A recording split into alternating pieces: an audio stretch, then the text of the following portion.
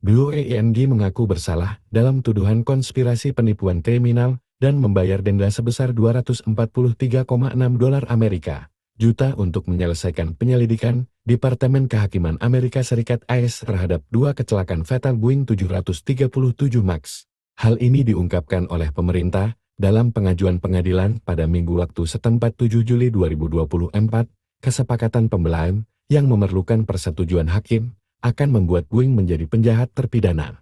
Kecelakaan fatal tersebut terjadi di Indonesia Lion Air dan Ethiopia Ethiopian Airlines pada tahun 2018 dan tahun 2019 yang menewaskan 346 orang. Penyelesaian langsung menuai kritik dari keluarga korban yang menginginkan perusahaan tersebut menghadapi persidangan dan menanggung akibat finansial yang lebih berat. Pengakuan bersalah ini berpotensi mengancam kemampuan perusahaan untuk mendapatkan kontrak pemerintah yang menguntungkan dengan Departemen Pertahanan AS dan NASA, meskipun perusahaan dapat mencari pengecualian. Dalam kasus ini, juru bicara Boeing mengonfirmasi bahwa pihaknya telah mencapai kesepakatan prinsip mengenai ketentuan penyelesaian dengan Departemen Kehakiman AS sebagai bagian dari kesepakatan. Boeing setuju untuk menghabiskan setidaknya 455 juta dolar Amerika selama 3 tahun ke depan untuk meningkatkan program keamanan dan kepatuhan Dewan Direksi. Boeing harus bertemu dengan keluarga korban kecelakaan Lion Air dan Ethiopian Airlines. Kesepakatan ini juga memberlakukan pemantau independen yang harus mengajukan laporan kemajuan tahunan secara publik untuk mengawasi kepatuhan perusahaan. Boeing akan berada dalam masa percobaan selama masa tugas pengawas selama 3 tahun. Pengacara beberapa keluarga korban mengatakan mereka berencana untuk mendesak Hakim Brett O'Connor yang telah mengawasi kasus ini untuk menolak kesepakatan tersebut. Dalam dokumen terpisah yang diajukan ke pengadilan, mereka mengutip pernyataan O'Connor dalam putusan Februari tahun 2023 bahwa kejahatan Boeing mungkin dapat dianggap sebagai kejahatan korporat paling mematikan dalam sejarah AS. Seorang pengacara di Crander LLP yang mewakili beberapa keluarga korban, Arin Applebow, mengatakan bahwa kesepakatan ini adalah sebuah tamparan ringan. Dampak bagi korban kecelakaan Lion Air Indonesia. Dalam kasus tersebut, keluarga dari sekitar 189 orang yang tewas ketika pesawat Lion Air 610 jatuh di Laut Jawa, Indonesia pada tahun 2018 menuturkan bahwa mereka memiliki perasaan campur aduk.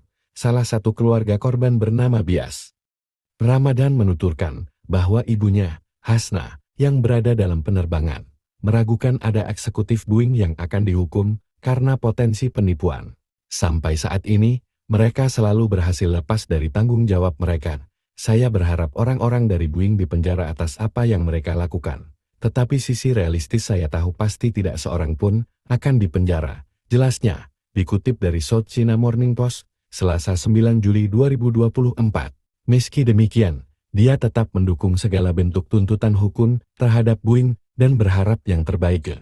Jurnalis Indonesia Anton Sahadi, dengan istrinya yang kehilangan dua sepupunya yang berusia 24 tahun, yakni Rian Ariandi dan Raffi Andrian, menuturkan bahwa tuntutan pidana apapun adalah baik dan masuk akal, namun tidak semua keluarga korban juga menyambut berita dengan baik mengenai tuntutan hukum lebih lanjut. News Marfua, yang putrinya yang berusia 23 tahun, Vivian Hasna Afifa, meninggal dalam kecelakaan Lion Air, menyampaikan perasaan sedih dan merasa tidak ada kedamaian bagi para korban yang meninggal. Menurutnya, keadilan seharusnya ditegakkan sejak awal ketika tanda-tanda kelalaian pertama ditemukan, dan bahwa Boeing seharusnya tidak mengabaikan masalah keselamatan.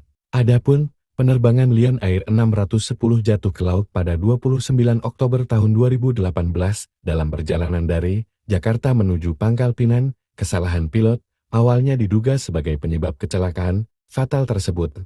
5 bulan setelahnya, penerbangan Ethiopian Airlines 302 jatuh 6 menit setelah lepas landas dari bandara di Addis Ababa dalam perjalanan menuju Kenya, menewaskan seluruh 157 orang.